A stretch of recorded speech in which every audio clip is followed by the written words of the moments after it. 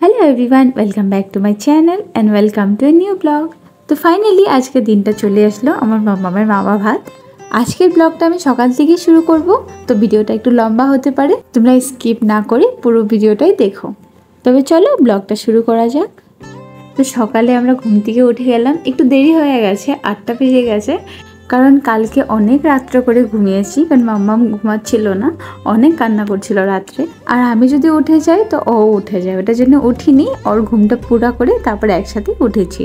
মাম্মামের সব মাসিরা ওয়েট করছিল, মাম্মাম উঠলে মামার সাথে খেলু করবে, তাই বলে সব মাসিরা এসে মাম্মামকে নিয়ে গেল আর আমি এদিকে বিছনাটা গুছিয়ে নিলাম।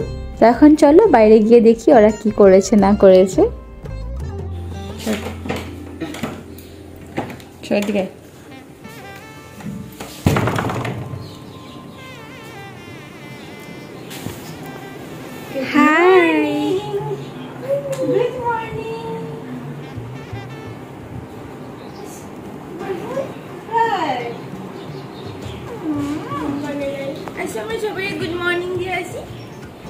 সকাল সকাল উঠে ওরা তিনজন মিলে গান শুনতে শুনতে এদিকে বেলুন অলরেডি ফুলিয়ে নিয়েছিল অনেকগুলোই, কারণ রাত্রে আমি কাজগুলো ভাগিয়ে দিয়েছিলাম আর ওদের তিনজনকে বলেছিলাম কি বেলুন ফুলানোর কাজটা তোরা তিনজনকে করতে হবে। তো কথা মতোই কাজ, ওরা খুব সুন্দর করে বেলুন ফুলাতে লেগে গিয়েছিল। আর এদিকে মাম্মামকে নিয়ে ওপরে যাওয়ার পর দেখো সবাই বসে গেছে মোবাইল নিয়ে, মাম্মামের সাথে খেলেও করছে, এদিকে ভিডিও বানাচ্ছিল সবাই মিলে। আর এদিকে ছোটো দাদাভাই বারে বলছে আমি রাধিকাকে কুলে নেব, কিন্তু রাধিকা তো আর কুলে আসতে চায় না, তো মাম্মামি একটু কান্না হুন্না করছিল। তো মাম্মামকে ওদের কাছে দিয়ে আমি আবার চলে গেলাম ছাদে, কারণ খাওয়া দাওয়াটা ছাদে হবে। তো মামা আর মামি রান্না করবে, মামা ভাতের রান্নাটা। তো চলো দেখি ওরা কি করে।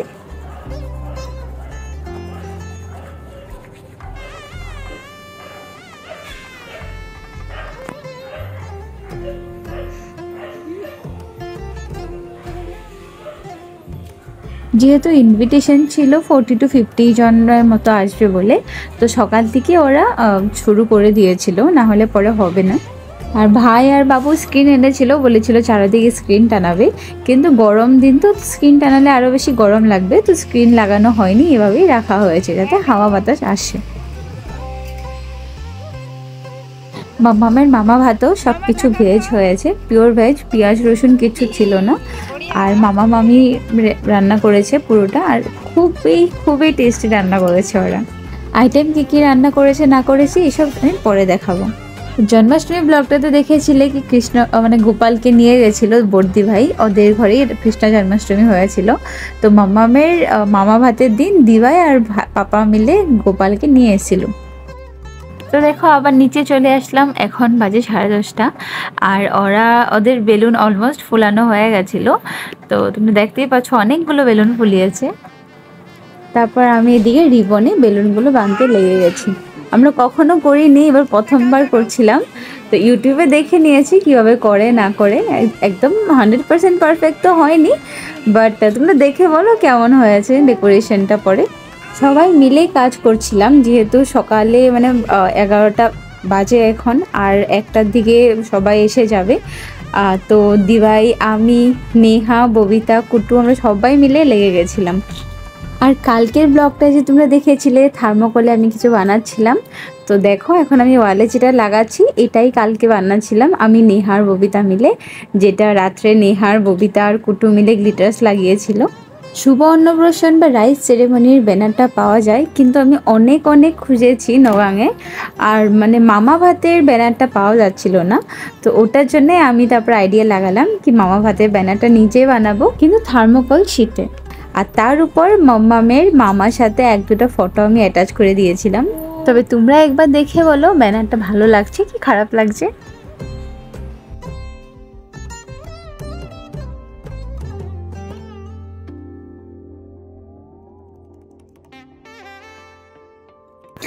আর তারপর সারপ্রাইজিংলি একটা পার্সেল এসে গেছে ওই দিনটাতেই। অ্যাকচুয়ালি দিদুমায় মাম্মার জন্য একটা ড্রেস অর্ডার করেছিল, কিন্তু ওটা বলেছি দেখাচ্ছিল কি আসবে না, 2 দিন পরে আসবে, বাট লাকিলি ওই দিনে চলে এসছে সকাল সকাল। আর তারপর রিচুয়ালের সময় এসে গেছে, জল ভরানোর সময় এসে গেছে। জল ভরিয়ে হলদি দিয়ে মাম্মামকে স্নান করাবে। তো জল ভরাতে আর অন্য কোথাও যাইনি, এখান থেকে মানে ঘরের ট্যাপের থেকে জল ভরানো হয়েছিল।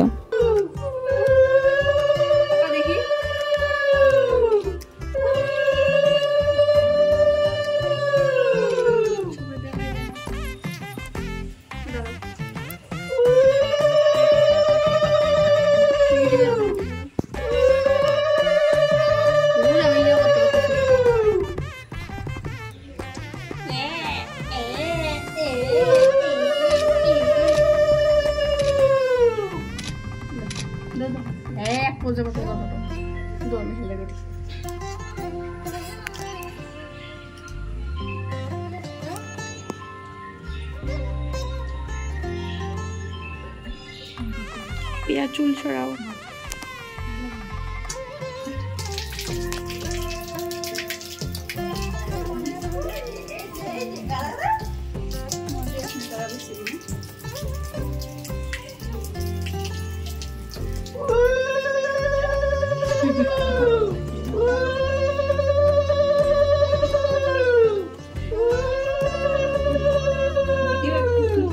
সব জল ভরি জল কাটি জিগা জল ভরো, জল কাটো। ওই যে নাতিনের মামা বাতে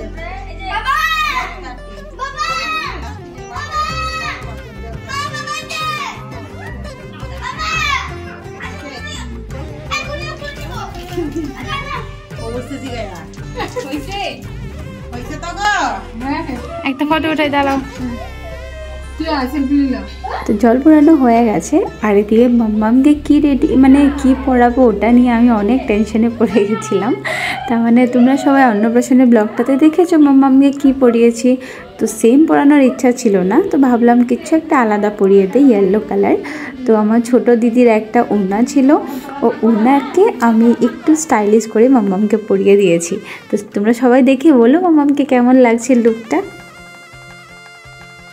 আর তারপরে এদিকে নিয়ে চলে আসলাম স্নান করানোর জন্যে।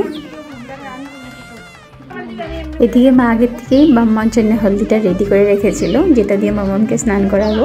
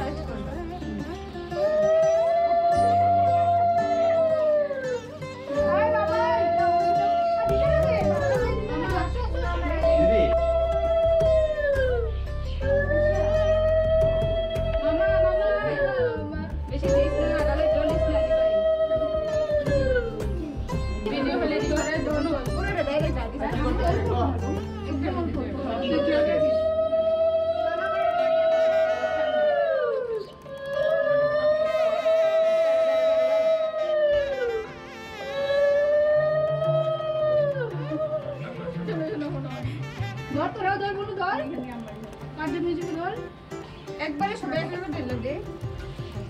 আরে বেশি দিলে সাকতে পারবো না, ডাইরেক্ট শ্যাম্পু দিয়ে দে। ঠান্ডা লাগবো দিদি, তুই তাড়াতাড়ি করো না।